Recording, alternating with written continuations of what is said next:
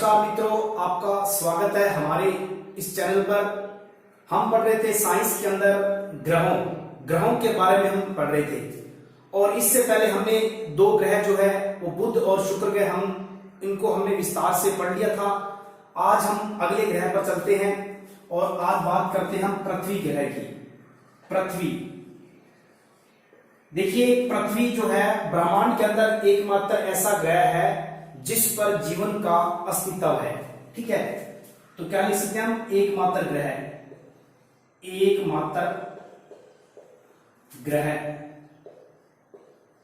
जिस पर जीवन का क्या है? अस्तित्व है। एकमात्र ग्रह है। और ये जीवन का, इस ग्रह पर जीवन का अस्तित्व ही क्यों है? ऐसी कौन सी विशेषताएं हैं? हम बात करते हैं विशिष्ट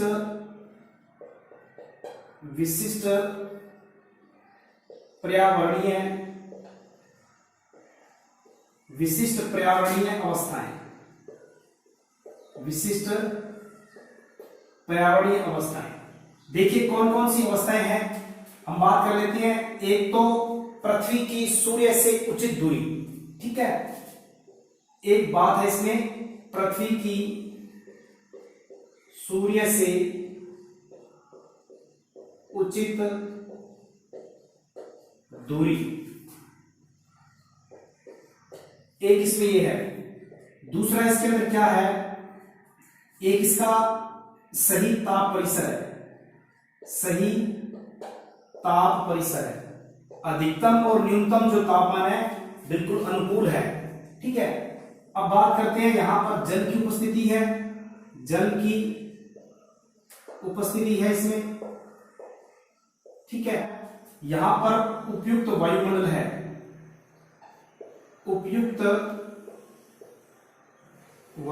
है। और पांचवा जो पॉइंट है, ओजोन का आवरण है। देखिए ये पांच जो इंपॉर्टेंट विशेषताएं हैं, इन विशेषताओं की वजह से ही इस पर जीवन का अस्तित्व संभव है। और इसके अंदर ये क्या है कि अगर जो पृथ्वी है, अंतरिक्ष से अगर हम पृथ्वी को देखते हैं, अंतरिक्ष से पृथ्वी को देखने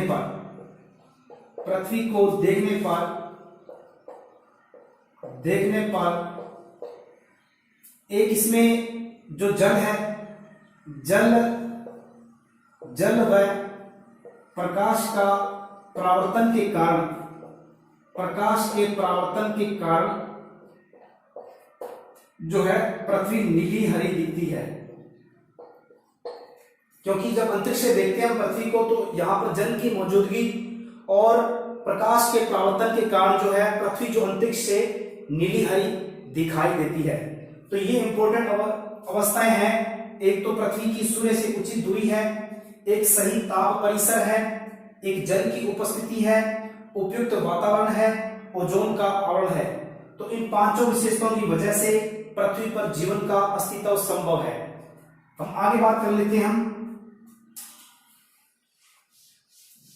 देखिए जो पृथ्वी है, यहां पर जो है कह सकते हैं कि पृथ्वी का जो परिक्रमण काल और परिभ्रमण काल है, अगर हम बात करें इसके परिक्रमण काल की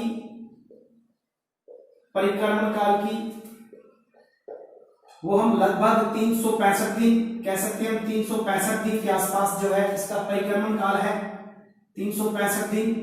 ठीक है, और बात करते हैं हम इसके घूर्णन काल की वो लगभग 24 घंटे है। 24 घंटे जो है, वैसे तो 23 घंटे 56 मिनट कुछ है सेकंड में है, तो हम कह सकते हैं कि लगभग 24 घंटे जो है इसका घूर्णन काल है। मतलब एक दिन इसका 24 घंटों का है, और परिक्रमण काल मतलब एक वर्ष जो है 365 दिन का है।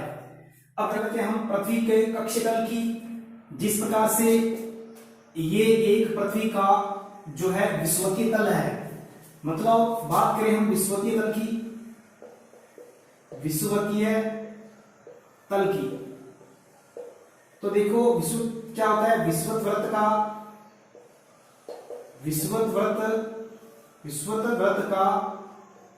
तल जिसमें जो विषुवत वृत्त का जो तल है वो क्या कहलाता है, विषुवतीय तल कहलाता है। और अगर बात करें हम कक्षीय तल की, तो ये तो हुआ विषुवतीय तल और ये हुआ पृथ्वी का कक्षीय तल।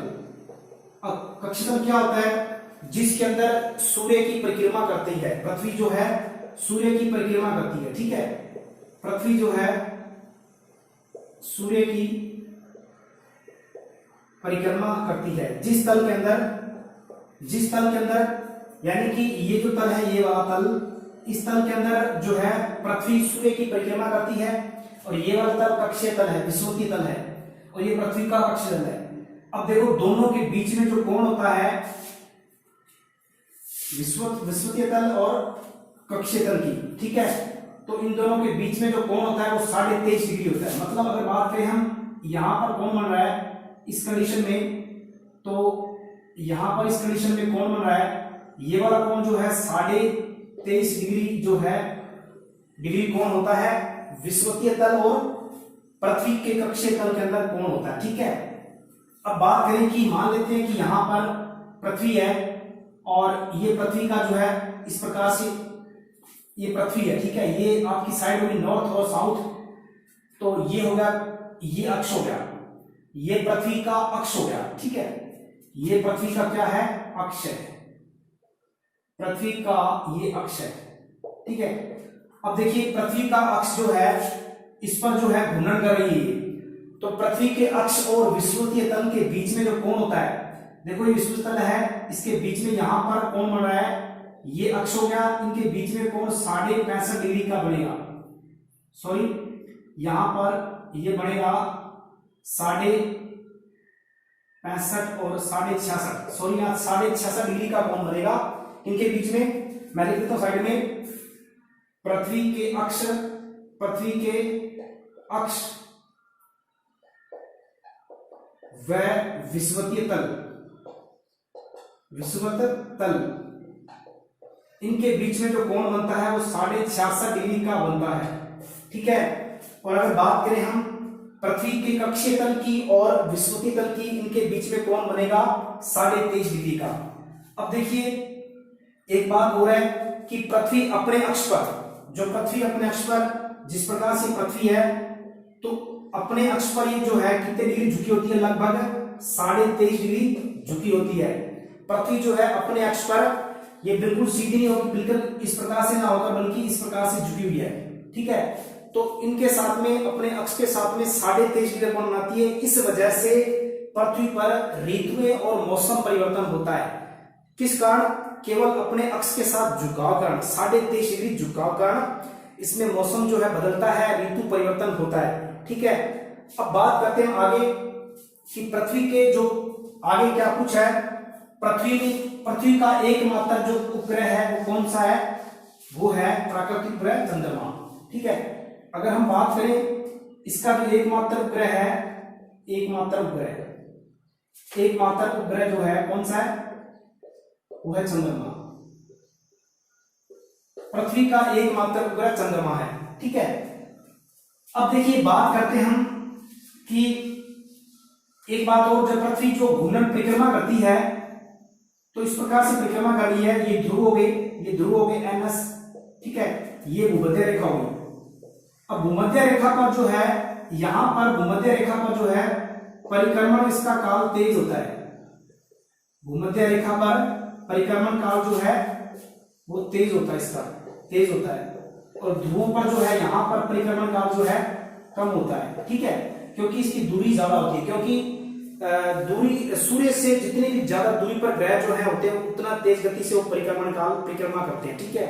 तो ये बात हुई हमारे पृथ्वी ग्रह की। आगे हम बात कर लेते हैं मंगल ग्रह की, ठीक है। ये मंगल ग्रह है, मार्स। देखिए मंगल ग्रह जो है सूर्य से लगभग चौथे नंबर पर दूरी में स्थित है और इसको हम क्या कहते हैं, ये पृथ्वी की कक्षा से बाहर है, पृथ्वी की कक्षा से बाहर है ये ग्रह। अब हम बात करते हैं आगे, ये कैसा होता है, मतलब हल्का रक्ताब है, हल्का रक्ताब, यानी कि ये लाल ग्रह है, इसको हम लाल ग्रह कहते हैं, ठीक है। अब दूसरी बात इसकी ये है कि सबसे ऊंचा पर्वत इस पर जो है, मंगल ग्रह पर सबसे ऊंचा पर्वत है, सबसे ऊंचा पर्वत, और उसका नाम है निक्स ओलंपिया, निक्स ओलंपिया, निक्स ओलंपिया, और ये लगभग माउंट एवरेस्ट से 3 गुना ऊंचा है, ठीक है। तो ये एवरेस्ट से 3 गुना ऊंचा है। निक्स ओलंपिया जो है इस ग्रह का सबसे ऊंचा जो है पर्वत है, ठीक है। अब बात करते हैं हम इसके जो उपग्रह कौन कौन से हैं। इसके 2 उपग्रह हैं, इसके 2 उपग्रह हैं, फोबोस व डीमोस, इसके 2 उपग्रह हैं, फोबोस और डीमोस, ठीक है।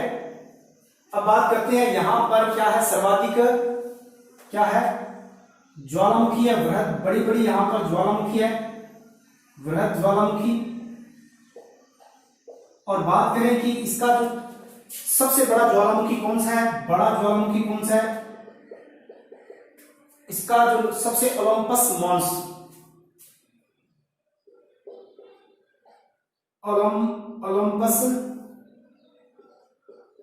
ओलंपस मॉन्स,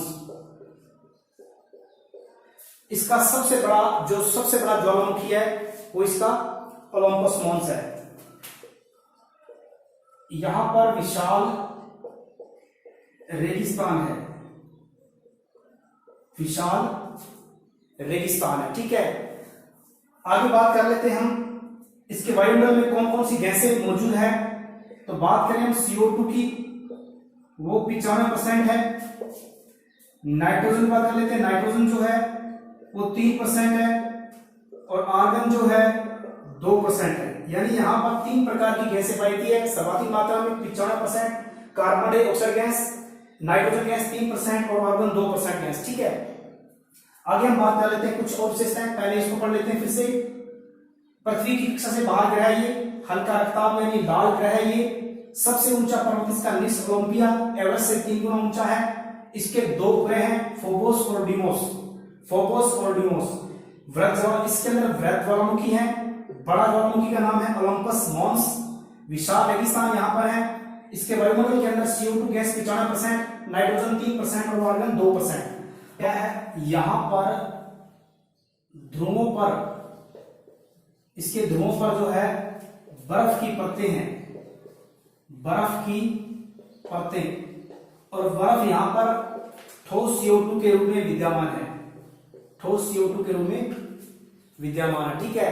और बात करें इसके आकार की, तो पृथ्वी से आधा है, पृथ्वी से आधा है, लेकिन ये अगर बात करें हम पृथ्वी से इसकी समानता भी है, पृथ्वी से कुछ समानता ये प्रदर्शित करता है। अब हम बात कर लेते हैं इसके परिक्रमण काल की। जो मंगल ग्रह है इसका परिक्रमण जो है वो 687 दिन है, जो कि पृथ्वी से 1.88 गुना है। ये पृथ्वी से 1.88 गुना है। अब बात कर लेते हैं हम इसके घूर्णनकाल की। इसके घूर्णनकाल घूर्णनकाल इसका लगभग पृथ्वी के समान ही है, 24.6 घंटे, 24.6 ये घंटे हैं, ठीक है। अब बात करें यहां पर मिट्टी कैसी है, मिट्टी के अंदर कौन सी मात्रा है, सिलिकेट की मात्रा है। मिट्टी में यहां पर सिलिकेट की मात्रा है, इस वजह से ये जो मिट्टी का रंग है वो लाल है। और मिट्टी के अंदर यहां पर लौह ऑक्साइड जो है उसकी मात्रा लगभग 16% है। मंगल ग्रह पर मिट्टी जो है इसके अंदर सिलिकेट पाई जाती है। सिलिकेट की वजह से यहां पर लाल रंग की मिट्टी है, इसलिए इसको लाल ग्रह कहते हैं। लो ऑक्साइड जो है वो यहां पर 16% है। ठीक है, अब बात करते हैं यहां पर वायुमंडलीय दाब जो कि बहुत कम है। वायुमंडलीय यहां पर वायुमंडलीय दाब जो है बहुत कम है। ठीक है, लेकिन अगर बात करें कि जिस प्रकार से अगर समुद्र से पृथ्वी से 32 किलोमीटर की ऊंचाई पर जो वायुमंडलीय दाब है उस दाब के समान यहां पर वायुमंडलीय दाब है। ठीक है, उम्मीद है कि आपको ये जो 2 ग्रह मैंने पढ़ाए हैं अच्छी तरह समझ में आए होंगे। इस क्लास को आप स्टार्टिंग से देखिए, आपको अच्छी तरह समझ में आएंगे। और मेरे जो नोट्स हैं खुद के हैं, मैंने अलग बुक्स के तैयार किए एनसीईआरटी और आरबीएसई से। तो प्लीज वीडियो को लाइक और शेयर करें। धन्यवाद।